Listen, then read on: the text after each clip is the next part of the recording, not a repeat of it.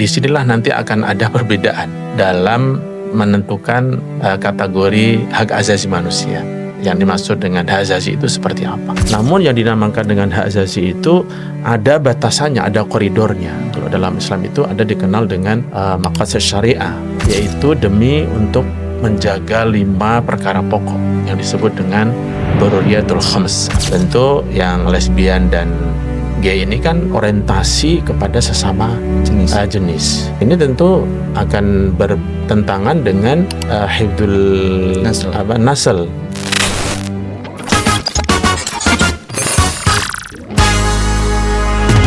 Assalamualaikum warahmatullahi wabarakatuh. Waalaikumsalam. Selamat datang kembali di FDI Talk, Islami Ilmiah Inspiratif, ruang tempat kita bertukar cerita, pengalaman, dan juga motivasi dari rekan-rekan FDI. Kehidupan manusia tak selalu berjalan dalam ruang lingkup yang ideal. Terkadang ada beberapa pergeseran arah pandangan dari variabel A menuju variabel B, dengan dalih adanya hak asasi manusia yang harus tetap dijaga.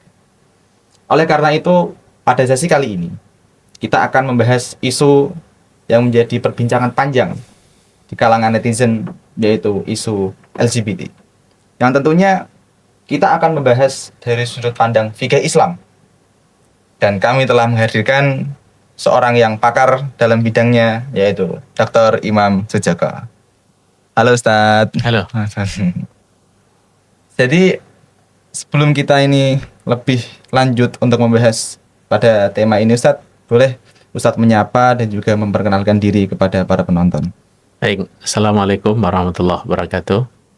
Pemirsa FDI Talk yang budiman, saya Imam Sujoko, dosen di Fakultas Dirasat Islamiyah UIN Syarif Hidayatullah Jakarta, mengampu mata kuliah fikih, di antaranya juga fikih jinayat, dan ini ada hubungan erat dengan tema yang akan kita bahas pada siang hari ini, yaitu tentang LGBT dalam perspektif fikih Islam. Terima kasih Ustadz. Jadi begini Ustadz, fenomena yang kita hadapi saat ini itu adalah maraknya kampanye LGBT yang dilakukan secara terang-terangan di ruang publik di Indonesia. Kenapa masalah ini menjadi hal yang harus kita bahas pada podcast kali ini? Karena Indonesia, kita tahu, negara dengan mayoritas muslim terbanyak di dunia, dan juga memiliki nilai-nilai budaya, agama, sosial yang telah berkembang lama di masyarakat. Dari sisi lain, para pelaku LGBT ini mereka menganggap, berpandangan bahwa apa yang mereka lakukan itu merupakan bagian dari upaya memperjuangkan hak asasi manusia agar terhindar dari diskriminasi gender. Untuk itu, apabila ada individu ataupun golongan atau bahkan institusi pendidikan sekalipun melakukan kampanye LGBT secara terang-terangan, bagaimana pandangan Ustadz terkait hal itu? Dan juga bagaimana Islam menilai fenomena ini? Baik, tentu kaitannya dengan hak asasi manusia ya. Apakah orang-orang yang mungkin mengkampanyekan LGBT dengan segala aktivitas dan kegiatannya, apabila kita berpandangan menentang, dianggap sebagai sebuah pelanggaran terhadap hak asasi manusia. Dalam Islam tentu hak asasi manusia ini merupakan hak dasar yang wajib dilindungi. Dalam pandangan Islam sekalipun juga demikian. Namun mungkin disinilah nanti akan ada perbedaan dalam menentukan kategori hak asasi manusia. Yang dimaksud dengan hak asasi itu seperti apa? Hak berkebebasan mengemukakan pendapat dan seterusnya. Itu sesuatu yang dilindungi dalam Islam. Nah, dalam Islam hak asasi ini merupakan bagian dari suatu yang mendasar dan wajib dilindungi. Namun yang dinamakan dengan hak asasi itu ada batasannya, ada koridornya. Kalau dalam Islam itu ada dikenal dengan maqasid syariah, yang mana maqasid syariah ini merupakan tujuan pokok kenapa hukum syariat itu diturunkan, yaitu demi untuk menjaga 5 perkara pokok yang disebut dengan daruriyatul khams, atau 5 hal pokok, yaitu menjaga agama, menjaga jiwa, menjaga keturunan, menjaga akal dan menjaga harta. Manakala segala sesuatu itu terkait atau demi menjaga 5 hal pokok ini, maka itulah bagian daripada HAM yang wajib dilindungi. Dan melindungi di sini bukan hanya sekedar mendukung segala aktivitas tindakan yang untuk menjaga 5 hal pokok tersebut, akan tapi juga sebaliknya, jika ada hal-hal yang nanti dampaknya adalah merusak 5 hal pokok tersebut, maka ini juga harus kita tolak. Sehingga hak asasi manusia ini ada ukuran, ada koridor yang harus batasan-batasan yang harus diikuti dalam perspektif Islam. Mungkin seperti itu. Sehingga barangkali nanti akan ada titik perbedaan di dalam memahami hak asasi manusia. Apakah seseorang yang memperjuangkan dalam tanda kutip LGBT ini dikategorikan sebagai memperjuangkan HAM atau seperti apa? Bagian mananya dari LGBT ini yang dikategorikan sebagai HAM? Itu yang mungkin harus diperjelas begitu ya. Jadi para pelaku LGBT ini yang mengatasnamakan memperjuangkan hak asasi manusia, kebebasan berekspresi itu tidak bisa dibenarkan ya Ustaz? Kalau dalam ukuran tadi, ukuran maqasid syariah yang dimana hukum Islam itu bertujuan adalah untuk menjaga 5 hal pokok tadi, dan itu adalah sebagai standar hak asasi manusia, maka LGBT yang kalau kita pahami artinya yang namanya LGBT, L itu kan lesbian, G adalah gay, kemudian B-nya adalah biseksual, dan G-nya adalah transgender ya, T-nya ya. Nah, tentu yang lesbian dan gay ini kan orientasi kepada sesama jenis. Ini tentu akan bertentangan dengan tadi hifdzul nasl, di mana tujuan Islam itu mensyariatkan adanya pernikahan yang normal itu adalah untuk menjaga keturunan. Nah, seseorang yang misalnya orientasi seksualnya itu sesama jenis atau menikah dengan sama jenis, tentu ini tidak sesuai dengan maqasid syariah, di mana manusia itu menikahkan untuk supaya ada keturunan dari mereka, di antara tujuannya kan itu. Nah, dengan LGBT ini kan pasti tidak sesuai dengan standar tadi, sehingga tidak dianggap sebagai sebuah upaya memperjuangkan hak asasi manusia. Begitu. Lalu menurut Ustadz, apa alasan terbesar orang memiliki orientasi homoseksual? Padahal jelas dalam agama manapun dijelaskan bahwa manusia ini diciptakan berpasang-pasang antara laki-laki dan perempuan. Bahkan ada yang mengklaim bahwa LGBT ini bukanlah penyakit yang bisa disembuhkan. Mereka mengklaim bahwa LGBT merupakan tabiat dari lahir.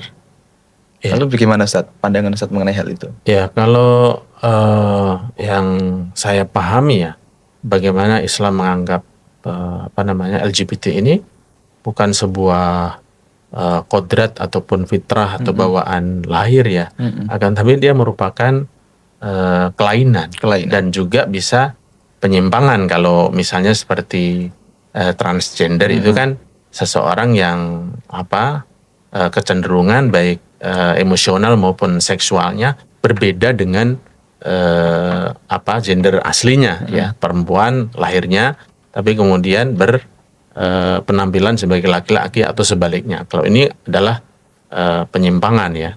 Akan tetapi kalau yang tadi misalnya seperti orientasi kepada sesama jenis, laki-laki kepada sesama laki-laki dan perempuan kepada perempuan, jika ada seseorang yang lahir dari dengan punya kecenderungan seperti itu, ya ini juga merupakan kelainan, bukan tidak bisa dikatakan kategorikan sebagai fitrah. Ya, karena fitrah manusia itu ya laki-laki diciptakan untuk pasangannya perempuan dan perempuan diciptakan untuk laki-laki, itu adalah fitrahnya.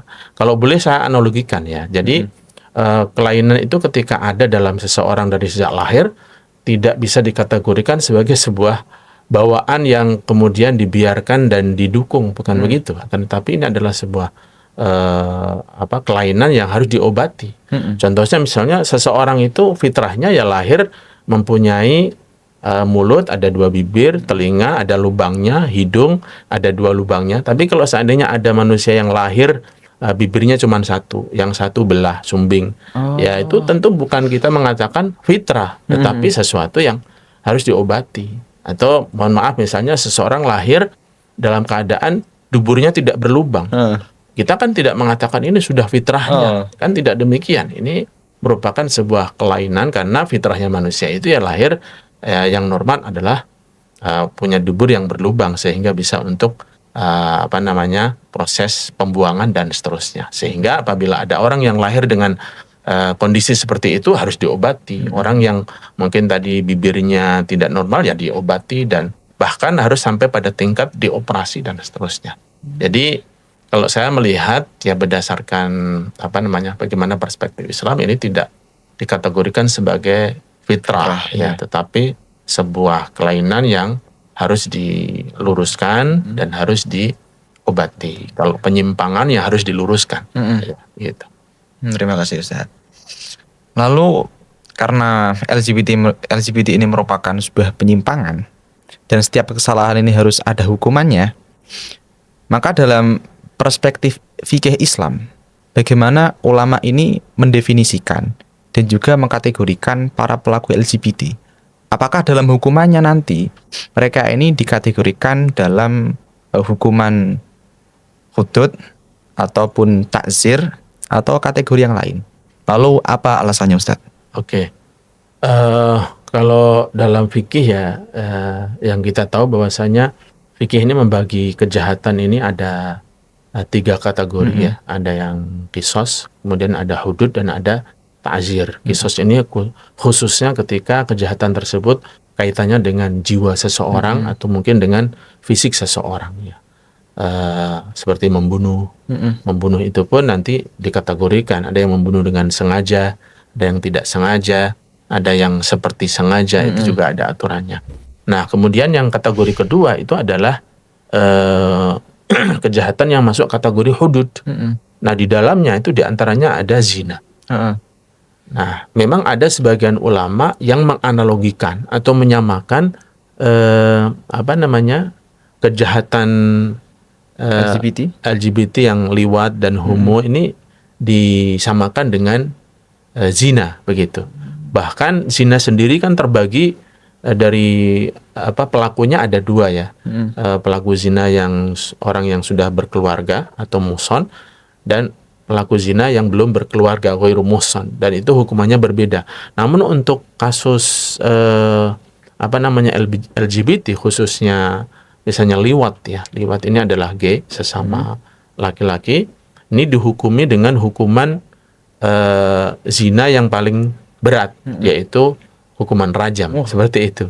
Ya meskipun memang tidak ada teks secara khusus yang menyebut istilah gay, lesbi gitu ya. Tapi dalam hadis yang artinya misalnya Rasulullah SAW pernah bersabda, jika kalian mendapati seseorang ya melakukan perbuatan kaum Lut, maka bunuhlah pelakunya dan objeknya.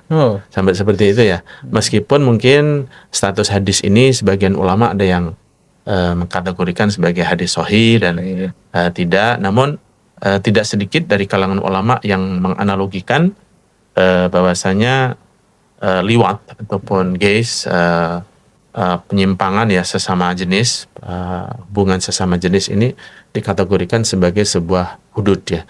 Namun kalau ulama-ulama kontemporer ya, seperti kalau yang saya tahu misalnya ulama yang ada di dalam Majelis Ulama Indonesia, ini mereka mengkategorikan sebagai hukum takzir, ya, masuk kategori kejahatan yang hukumannya itu adalah, sanksinya itu adalah takzir, sehingga hukumannya ataupun sanksinya ini kembali kepada hukum yang berlaku di tempat tersebut. Ya, kalau dalam konteks fikih Islam ya kembali kepada hakim ataupun penguasa yang ada di tempat itu. Seperti itu. Jadi dari para pelaku LGBT ini mendapatkan saksi yang cukup berat ya Ustaz. Iya, cukup berat. Yaitu bisa sampai dirajam. Bisa sampai ya mungkin memang bahasanya tidak itu teknis ya, Teknis ya, teknis iya. hukuman matinya itu apakah dirajam atau disetrum atau di seperti ini kan bentuk-bentuk nanti lain lagi itu tentang bentuk hukuman matinya seperti apa. Tetapi dari tadi sebagian ulama yang menyamakan kejahatan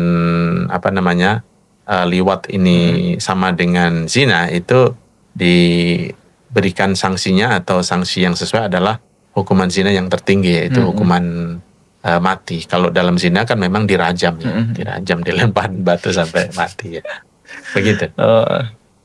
Namun permasalahannya gini Ustaz, dalam realitas hukum yang ada di Indonesia, kita kan tidak menggunakan syariah Islam. Iya, betul. Nah, lalu bagaimana kita ini menghukum atau memberikan rasa jera bagi para pelaku LGBT ini?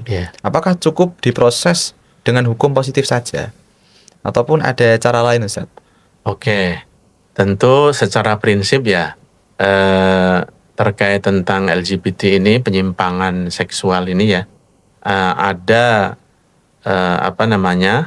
perbuatannya dan ada pelakunya ya.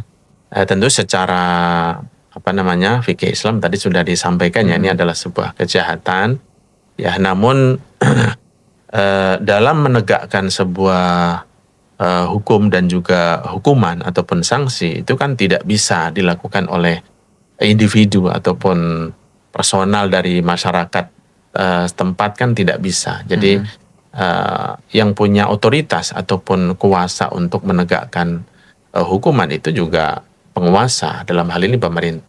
Jika di negara kita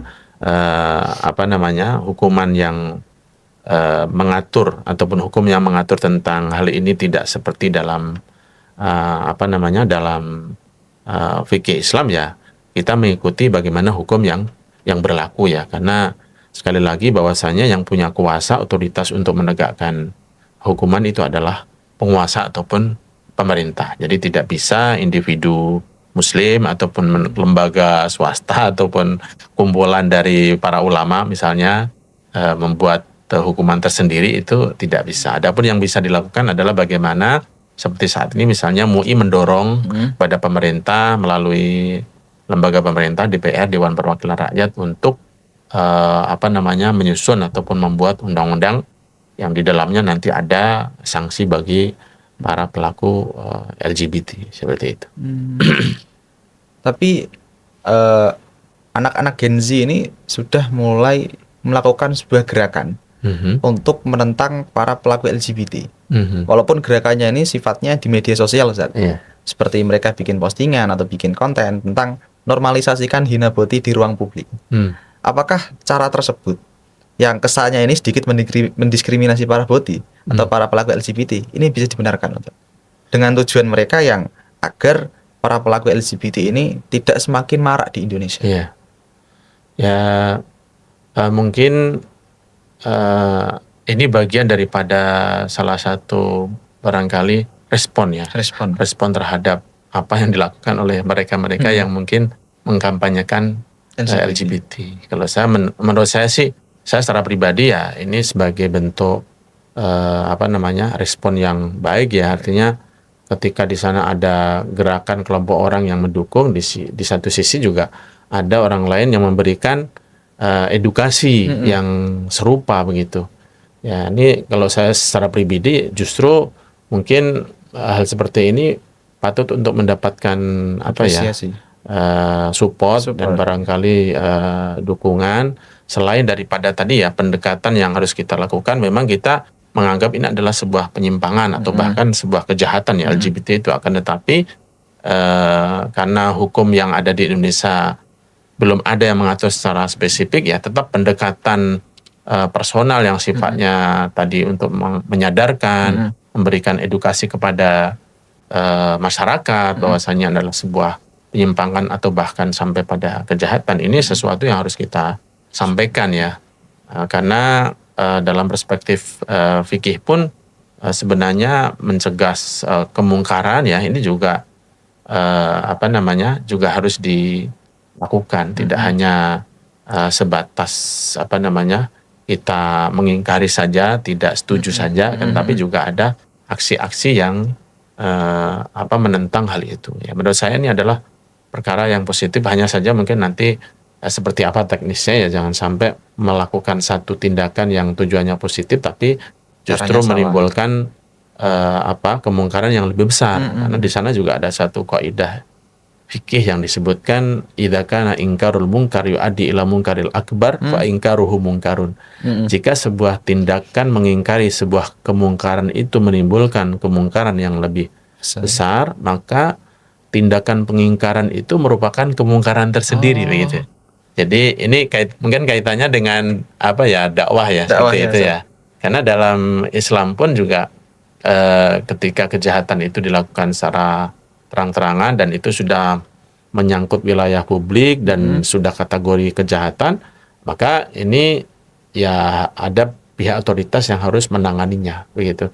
Tapi bagi individu seorang muslim, karena seorang muslim itu punya kewajiban untuk menyampaikan kebaikan, berdakwah, ketika melihat kemungkaran, maka dia melakukan sesuai dengan kemampuannya.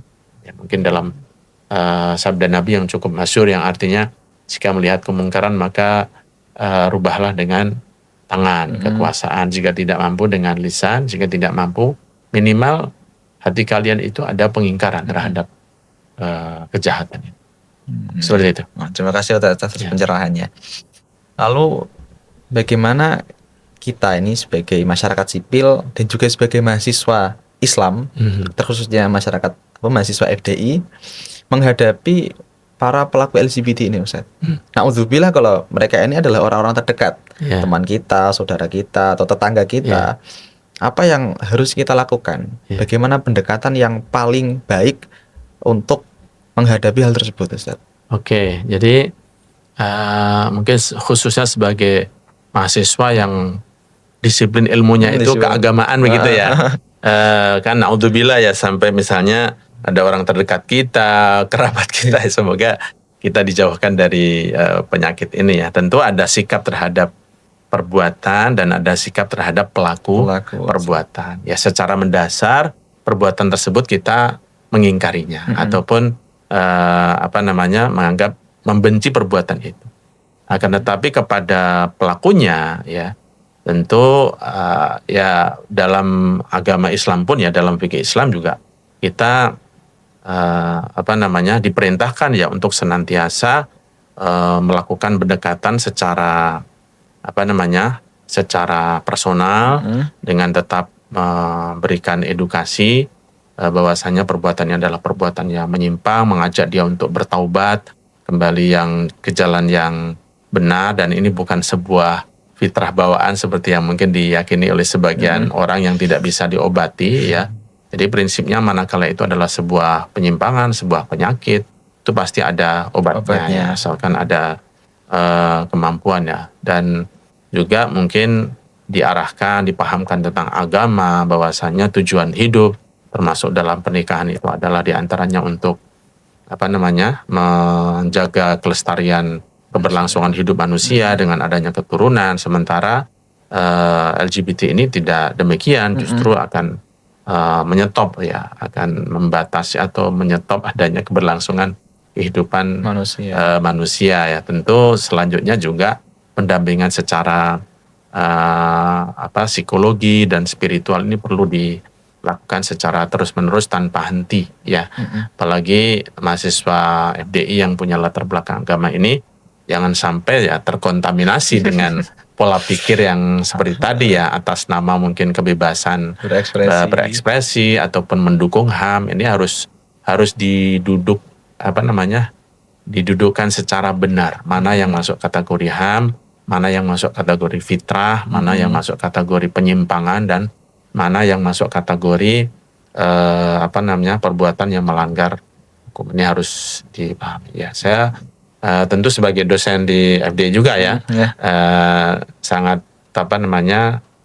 berharap dan mahasiswa FD ini punya basic yang baik tentang ilmu agama untuk mengkampanyekan ya penolakan terhadap LGBT ya, dengan cara-cara yang tentu elegan ya, tidak melanggar undang-undang ataupun aturan yang ada gitu. Jadi memang sudah jelas bahwa LGBT ini sangat tidak diterima oleh agama, dan juga agama juga telah mendefinisikan bahwa para pelaku gay disamakan dengan para pelaku liwat seperti zaman Nabi Lot. Lantas terakhir nih Ustaz, sebagai closing statement, apakah ada pesan-pesan untuk masyarakat secara umum? Tadi kan sudah khusus bagi masyarakat FDI. Lalu ini ada pesan mungkin bagi masyarakat secara luas, sudah disampaikan Ustaz. Baik, mungkin kesimpulan dari bincang-bincang kita ya pada hari ini terkait tentang LGBT dalam perspektif fikih Islam. Yang pertama, fikih Islam memandang LGBT ini khususnya perilaku seksual yang menyimpang, suka sesama jenis laki-laki kepada laki-laki dan perempuan kepada perempuan ini sebagai sebuah tindakan yang dilarang ataupun haram, hukumnya diharamkan. Mengenai nanti sanksinya seperti apa karena kita hidup di negara yang tidak memberlakukan hukum sebagaimana dalam fikih Islam, ya kita mengikuti karena ada pihak-pihak yang punya otoritas dalam menegakkan hukum. Tapi secara agama, secara fikih bahwasanya perbuatan ini adalah perbuatan yang terlarang dan diharamkan. Kemudian yang kedua tentu tadi juga hasil bincang-bincang kita bahwasanya Islam membedakan ya antara kelainan medis ya dengan penyimpangan ya. Jadi kalau kelainan dari dari sejak lahir seseorang punya kecenderungan, itu bisa diobati ya, sebagaimana misalnya ada seseorang yang lahir dalam keadaan tadi tidak normal, misalnya khunsa itu bencong yang punya dua kelamin. Itu kan harus diobati sebelum dia sampai usia dewasa, harus dipastikan apakah dia laki-laki atau perempuan. Kan nanti kaitannya dengan hak dia dan kewajibannya sebagai seorang individu muslim gitu. Apakah dia nanti ketika sudah dewasa dalam hal menutup auratnya, semua auratnya ataukah sebagian begitu ya. Betul. Kalau dia laki-laki ya maka hukum laki-laki. Begitu juga nanti kaitannya dengan warisan. Kan ada bagian-bagian bagaimana laki-laki dan perempuan ya. Tentu ini harus dipastikan. Jadi tidak ada jenis kelamin yang kaleng-kaleng, itu tidak ada dalam Islam. Harus jelas antara laki-laki dengan perempuan, dan laki perempuan ini berbeda ya, laisa dzakaru kal untha begitu. Kemudian yang terakhir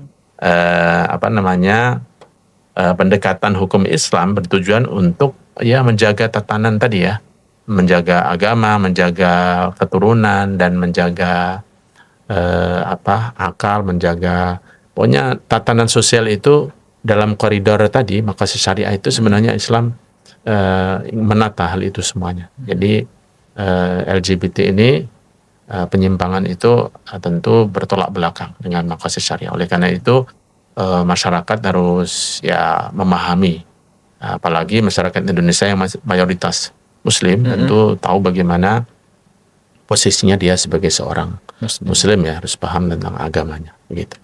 Terima kasih Ustadz. Tidak terasa kita sudah hampir mungkin 30 menit Ustadz Imam Sujoko menemani kita untuk membahas isu LGBT kali ini. Mungkin dicukupkan Ustadz. Ya, terima kasih kali ini. Terima kasih atas undangannya. Terima kasih Ustadz. Ya. Jadi mungkin itu dari kami. Saksikan kembali di FDI Talk selanjutnya dengan tema yang berbeda tentunya, bersama kami dan juga narasumber mengucapkan Assalamualaikum warahmatullahi wabarakatuh. Waalaikumsalam warahmatullahi wabarakatuh.